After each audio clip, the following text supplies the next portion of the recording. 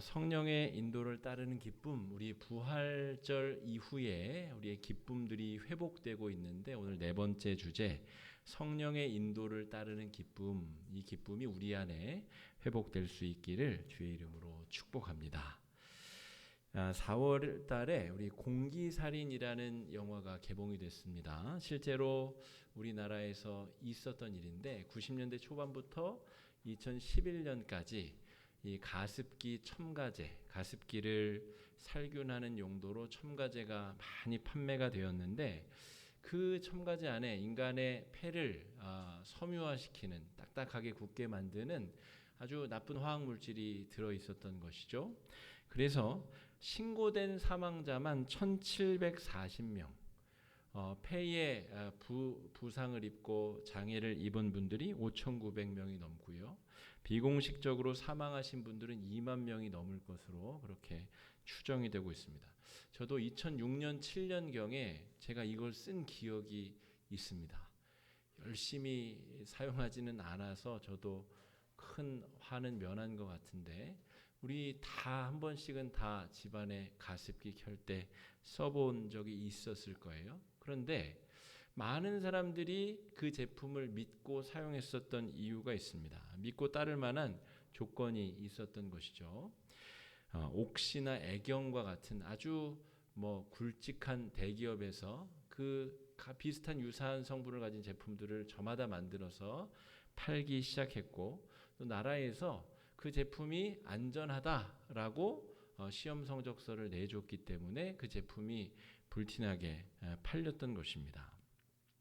나라를 믿고 대기업을 믿고 사용한 제품이 우리 아이들, 또 임산부, 또 노약자들의 폐를 망가뜨려서 어떤 분은 평생 산소호흡기를 달고 다녀야 숨을 쉴 수 있는 그런 상황에 처한 분도 계시고 목숨을 잃은 분들도 아주 많이 계십니다.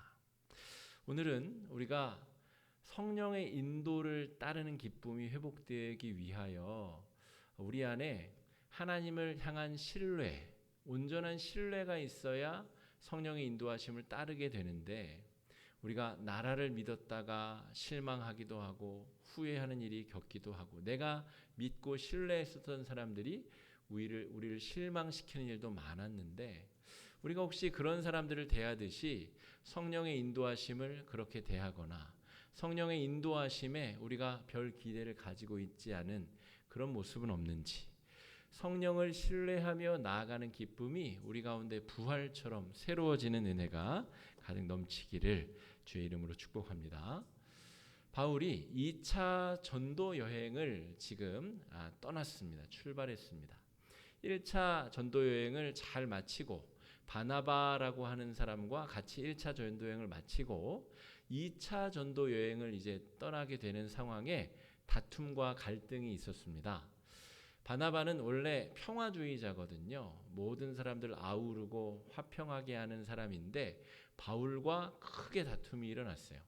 1차 전도 여행 때 바울의 생질, 그러니까 조카인 마가 요한을 같이 데려갔었는데 이 마가 요한이 그냥 귀공자거든요. 그래서 힘들고 어려우니까 그냥 집으로 내뺐습니다. 도망가 버렸어요.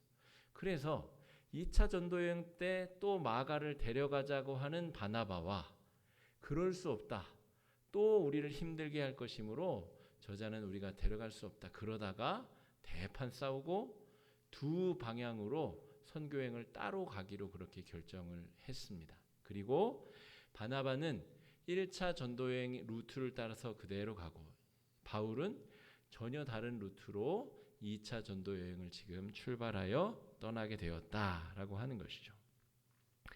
여러분, 바울은 배운 것도 많이 배웠지만 굉장히 주도적이고 주도 면밀한 사람입니다.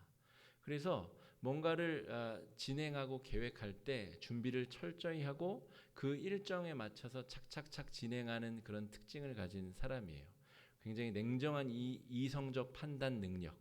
로마서나 갈라디아서 같은 편지를 보게 되면 이게 그냥 편지인지 아니면 한 편에 잘 짜여진 논문인지 알 수 없을 정도로 굉장히 논리정연하고 치밀하게 준비하고 계획을 실행에 옮기는 것을 알 수 있습니다. 바울이 복음을 전한 도시들의 면면을 살펴봐도 사람들이 오가는 사통팔달한 도시의 핵심에 교회를 세우고 많은 사람들에게 복음이 흘러갈 수 있도록 전략적 요충지의 교회를 세우기도 합니다. 우리 볼륨 조금만 낮춰주실래요? 하울링이 나서요. 그래서 바울이 이렇게 철저하게 준비하고 계획을 수립해 가는 과정에 전도 여행이 시작이 되었는데 성령께서 바울의 전도의 계획을 지금 막는 일이 펼쳐지게 되었습니다. 자, 북쪽으로 바울은 가고자 하였는데 지금으로 따지자면 터키의 중부가 이제 갈라디아, 그러니까 지금의 수도 앙카라가 있는 곳이거든요. 거기서 지나서 북쪽으로 흑해 쪽으로 바울은 가고자 했었거든요. 그런데 성령께서 그것을 막고 자꾸 서쪽으로 바울의 길을 인도하셨다는 것입니다. 오늘 본문 6절 말씀 우리 한 목소리로 한번 같이 읽어보겠습니다. 시작. 성령이 아시아에서 부르기아와 갈라디아 땅으로 다녀가 7절입니다. 무시아 앞에 이르러 비두니아로 가고자 애쓰되 예수의 영이 허락하지 아니하시는지라. 이 비두니아가 갈라디아의 북쪽, 그러니까 지금의 터키 땅의 북쪽이거든요. 근데 글로 못 가게 하시고 서쪽으로 그리스 쪽으로 가게 하셨다 이 말입니다. 6절에 보면 성령이 아시아에서 말씀을 전하지 못하게 하셨다. 이런 일도 있나 보네요. 성령께서 뭔가를 막으시는 일이. 그리고 7절에는 예수의 영이 허락하지 아니하셨다. 이 표현이 다른 걸 보면 바울이 자기가 계획한 계획대로 가려고 굉장히 많은 시도를 했다는 것을 유추할 수 있습니다. 노력하고 시도하고 계속 시도했는데 성령께서 계속 막으셨다는 것이죠. 계속해서 그 길을 막고 다른 방향으로 바울이 이동하도록 움직이셨다라는 것을 알 수 있습니다. 여러분, 이런 일이 펼쳐지게 되면 불안과 두려움이 엄습하게 됩니다. 야, 이거 뭔가 크게 잘못됐는데, 이거 이대로 가다가는 정말 큰일 나겠는데 라고 하는 불안과 걱정을 우리가 경험하게 된다는 것이죠. 그런데 오늘 본문을 잘 살펴보면 그 불안과 걱정을 상쇄하고도 남을 만큼 하나님께서 주시는 인도하심의 평안이 그들을 지배하고 있습니다. 바울과 실라가 가는 그 길이 지금 예정되었었던 경로에서 이탈되어서 미지의 곳으로 계속 가고 있는데 바울과 실라가 확신과 안정감을 얻게 됩니다. 꿈속에서 환상을 보게 되고 이 길이 정말 하나님께서 이끄시는 길이구나. 마음속에 평강이 가득 자리하게 됨을 깨닫고 경험하게 된다는 것이죠. 여러분, 불안과 걱정 속에서 더 큰 평강이 우리를 뒤덮을 때 하나님이 우리에게 주시는 그 놀라운 평강 안에서 여전히 불안과 걱정과 동행하는 것, 이것이 지금 바울과 실라가 걷고 있는 두 번째 전도 여행의 길이다라고 볼 수가 있어요. 그러니까 여러분, 하나님께서 우리에게 주시는 평강은 걱정과 불안이 전혀 없는 상태가 아닙니다. 걱정과 불안이 있고 창세기 12장에서도 아브라함에게 내가 갈 곳으로 지시할 곳으로 가라라고 할 때에 미지의 땅으로 걱정과 불안과 강도의 위험이 있음에도 불구하고 믿음 가운데 평강을 안고 그 불안과 걱정을 뚫고 아브라함이 가는 것처럼 지금 바울과 실라도 똑같은 여정을 걷고 있다라고 하는 것입니다. 자, 아까 바울이 굉장히 주도 면밀하고 굉장히 계획적인 사람이라고 말씀을 드렸는데 빌립보서 3장 7절에 보면 왜 그런 사람이 왜 이런 불안한 삶을 살 수 있게 되었는가 설명이 등장합니다. 빌립보서 3장 7절 말씀 한번 읽어보겠습니다. 시작.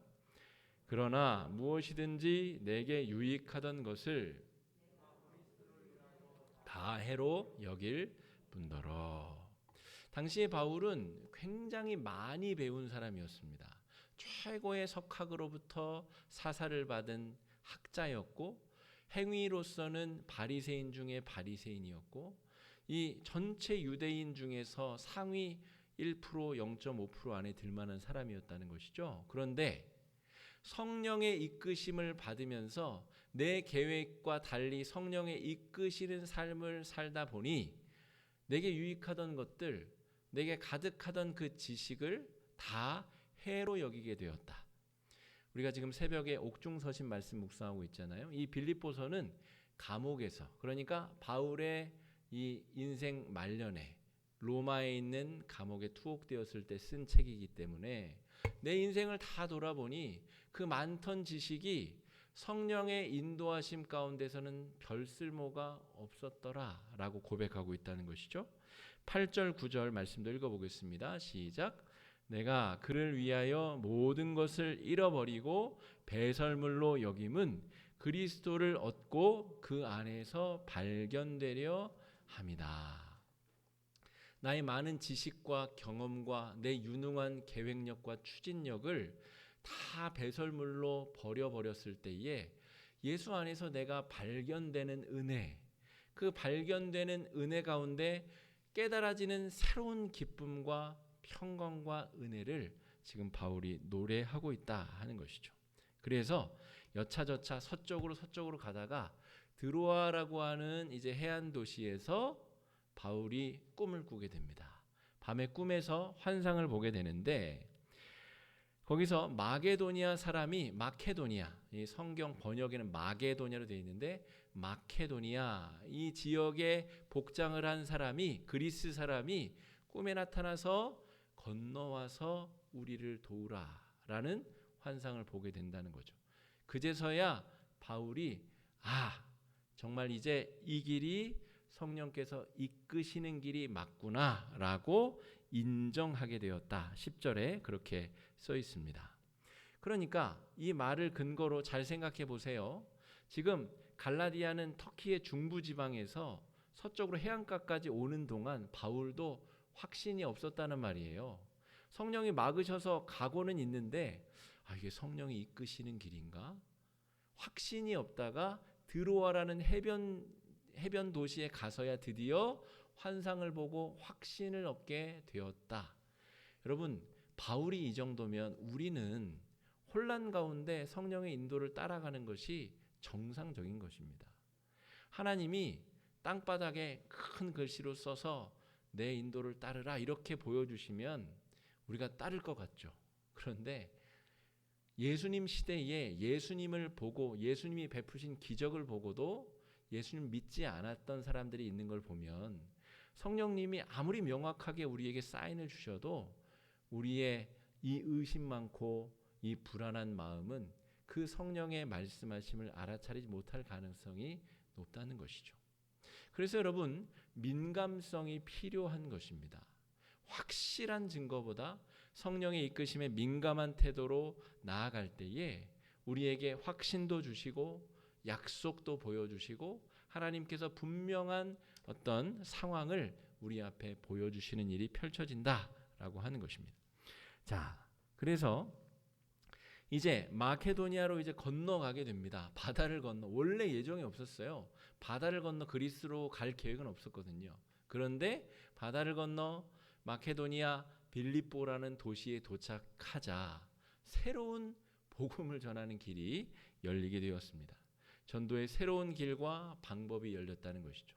바울은 본래 어떻게 전도를 했냐면 제가 체계적인 사람이라고 말씀드렸잖아요. 바울은 그 어떤 동네에 가든 그 동네에 회당을 찾아갑니다. 이 유대인들은 이 나라가 멸망한 이후로 전 로마 제국에 다 지금 그 당시 로마 제국이고 그 이전에는 이제 바벨론, 페르시아, 그리스 지역으로 다 흩어져서 살았었던 민족입니다. 그런데 유대교 율법상 안식일에는 음식 먹는 거 말고는 할 수 있는 게 없기 때문에 동네마다 회당을 만들고 회당에 모여서 말씀을 배우고 자기들끼리 안식일을 지키는 삶을 살았어요. 그런데 안식일의 법규에 의하면 2km 이상을 걸을 수 없기 때문에 1km 갔다가 1km 집에 와야 돼요. 그러니까 딱 동네마다 회당이 있을 수밖에 없는 구조입니다. 그러니까 바울은 어느 도시를 가든 회당에 가서 유대인 남성들에게 성경을 가르쳐주면서 모세오경을 해석하면서 예수에 대한 예언을 가르치고 예수의 십자가를 가르치면서 교회를 세우는 일을 하였어요. 그게 바울의 이 매뉴얼입니다. 어느 도시에 가든 복음을 전하는 매뉴얼. 그런데 빌립보에 갔더니 빌립보에는 회당 자체가 없는 거예요. 유대인들이 없던 도시였던 것입니다. 그래서 바울이 전도, 자기가 예상하고 추진했었던 방법이 아니라 전혀 새로운 방법으로 복음을 전할 수밖에 없는 상황에 놓이게 되었다는 것이죠. 그게 지금 성령께서 바울을 이끌어 가시는 길에 직면하게 된 상황입니다. 13절 말씀 한번 읽어보겠습니다. 안식일에 우리가 기도할 곳이 있을까 하여 문 밖 강가에 나가 거기 앉아서 모인 여자들에게 말하는데, 안식일이라고 나오죠. 안식일에는 회당에 가서 유대교 남성들에게 설명을 해줘야 되는데 회당이 없는 거예요. 그래서 그럴 때 유대인들이 가는 곳이 어디냐면 물가에 가서 몸을 씻고 기도를 합니다. 물가에 갔더니 빨래하는 여인들이 모여 있었던 거예요. 그래서 그 아줌마들에게 예수의 복음을 그냥 전한 겁니다. 유대교의 성경 지식이 없는 여인들에게, 유대교 남성이 이방 여인들에게 말을 건다는 것은 금기시되는 시대에 바울이 상황이 그러하니 그냥 놀고 있을 수는 없고 여기까지 성령이 이끌어 왔으니 빨래가에 빨래하는 여인들에게 예수의 복음을 그냥 생짜로 전하기 시작했다는 것이죠. 새로운 복음을 전하는 새로운 길, 새로운 방법이 바울에게 찾아왔고 그 길이 열리기 시작했다는 것입니다. 이게 바울이 추진하고 계획한 일이 아니라 성령께서 이끌어 성령께서 만들어 가신 그 복음에 전해지는 현장이라는 것이죠. 그런데 놀랍게도 그 빨래터 아줌마 중에 루디아 할머니가 있었습니다. 제가 볼 때는 우리 권사님 연배쯤 되는 아주머니인 것 같아요. 거기에 루디아가 있었는데 이미 그곳에 있을 루디아의 마음을 성령께서 다 녹여주시고 활짝 열어 복음을 받아들일 준비까지 다 맞춰두신 상태였다 하는 것입니다. 14절 말씀 한번 읽어보겠습니다. 시작. 두아디라시에 있는 자색 옷감 장사로서 말을 듣고 있을 때 주께서 그 마음을 열어 바울의 말을 따르게 하신지라. 이 자색 옷감이라는 것은 굉장히 값비싼 옷감 재료입니다. 그러니까 고관대작, 이 빌립보에는 은퇴한 군인들이 많이 모여 살았기 때문에 돈 많고 은퇴한 사람들의 옷감을 대는 그런 역할을, 그런 일을 했었던 사람 같아요. 그런데 그 집에 모든 사람들을 세례받게 하고 바울과 실라를 그 집에 유하게 한 것을 보면 이 루디아라는 여인이 남편은 이미 소천하신 것 같고 그 가업을 운영하는, 큰 사업을 운영하는 여장부인 것 같고 그 집에는 대장 역할을 하는 사람 같아요. 그러니까 그 여인을 그 우물가에 만나서 그 마음을 활짝 열어주셔서 루디아가 바울과 실라를 집에 머무시라 강권하게 되는데 그 집이 빌립보 교회의 터전, 초석이 된다라고 하는 것입니다. 자색 옷감 장사, 그 집 사람들이 다 세례를 받게 하고 내 집에 유하라라고 강권하였다는 것입니다. 그러니까 이 루디아라고 하는 여인이 어떤 여인이 대충 추론이 가능하겠죠. 이 여인으로 말미암아 빌립보 교회가 세워지는 초석이 마련되었다 하는 것이고요. 여러분, 바울의 인생 가운데 바울이 세운 여러 교회 중에 에베소 교회나 고린도 교회는 오래 머물며 성경도 많이 가르치고 애도 많이 썼지만 그 교회들은 바울의 사역을 별로 돕지 못했어요. 그냥 오히려 싸우고 다투고 갈등하고. 그런데 이 빌립보 교회는 잠시 머물고 복음을 세우고 교회를 세웠는데 바울이 전도 여행을 할 때마다 빌립보 교회가 전폭적인 지원과 지지를 했고 하나님 나라가 확장되는데 정말 그 어떤 교회보다 귀하게 쓰임받은 교회가 바로 이 빌립보 교회라는 것입니다. 이 운명적인 빨래터의 만남이 성령의 이끄심과 인도하심을 따라 그렇게 이어지게 되었다 하는 것입니다. 여러분, 오늘 저는 성령의 이끄심과 인도하심을 경험하는 사람들의 기쁨을 이야기하고 있습니다. 여러분, 우리는 요즘에 정보화 시대를 살고 있죠. 핸드폰 몇 번만 두들기면 내가 얻고자 하는 정보의 거의 모든 것을 순식간에 얻을 수 있는 시대를 살고 있습니다. 바꿔 말하면 우리가 더없이 똑똑할 만큼 똑똑해진 시대를 살고 있고, 내가 결정 내리고 내가 판단하여 내 갈 길을 내가 결정하겠다, 그렇게 쉽사리 결정할 수 있는 시대를, 영적으로는 굉장히 위기의 시대를 우리가 살아가고 있다 할 수가 있겠습니다. 그런데 이 기쁨의 50일에 우리가 회복해야 될 기쁨, 부활의 기쁨을 회복해야 될 내용 중에 하나는 성령의 인도하심에 민감하여 성령의 이끄심을 따라 우리의 길을 변경하고 바꾸더라도 불안과 공포와 미지의 두려움 속에서도 평강을 경험하며 그 길을 나아갈 수 있겠는가? 여러분, TV를 켜면 전쟁의 소문, 여러 경제적인 우려의 소식들, 정치적인 불안의 소식들, 이런 어려움과 불안의 시대 속에서 우리가 성령의 이끄심과 인도하심을 받는다는 것은 이 세상이 돈으로 주고 살 수 있는 그 어떠한 평안과 평강보다 더 가치 있고 능력 있는 것임을 우리가 깨달을 수 있어야 되겠습니다. 성령의 이끄심을 알아차릴 수 있는 민감성이 우리에게 필요합니다. 바울과 실라가 드로아라고 하는 해변 도시에 가서 환상을 보기까지 의심과 불안 속에서 그곳까지 갔습니다. 여러분, 우리도 마찬가지 인생을 살고 있습니다. 성령께 민감하지 않으면 그 인도하심을 우리가 알아차리기 어려울 수 있다는 것이죠. 민감하게 알아차리고 기도하면서 다시금 확인하고 하나님의 말씀 가운데 그 인도하심을 다시 점검하고 확인하며 계속 돌다리를 두들겨 가며 성령의 인도하심에 민감하게 우리가 반응해 나아가는 것이 성도들의 인생이다라고 말할 수가 있겠습니다. 또 한 가지, 교만하자면 한없이 교만할 수 있는 바울이 성령님 앞에 그 모든 지식과 경험과 자신의 능력을 다 배설물로 여기고 내려놓은 것처럼 성령님 앞에 자신의 교만을 내려놓을 수 있는 용기가 필요합니다. 알아차리면 뭐합니까? 자신의 경험과 지식을 내려놓지 못하면 따를 수 없는 것을. 그렇기 때문에 민감하게 알아차린 성도는 우리의 가진 교만과 모든 자신의 결정권을 성령 앞에 내려놓을 용기가, 겸손에 처할 용기가 반드시 필요하다는 것이죠. 그때에 하나님께서 우리 가운데 펼쳐 보여주실 더 크고 아름다운 밑그림, 성령께서 보여주시는 이 2차 전도 여행을 통해 만들어갈 하나님의 큰 복음 전도의 밑그림. 여러분, 바울과 실라는 이 빌립보에 도착하기 전까지는 그 그림을 볼 수가 없었습니다. 그런데 빌립보에서 루디아를 만나 이 전폭적인 전도의 후원자 교회를 만나기 전까지는 복음이 그렇게까지 멀리 널리 확장될 줄 몰랐다라고 하는 것이죠. 여러분, 오늘 4시 만에 목장 모임에서는 우리가 그런 저마다 다 그런 은혜의 경험들이 있을 텐데 그런 것들을 나눌 것입니다.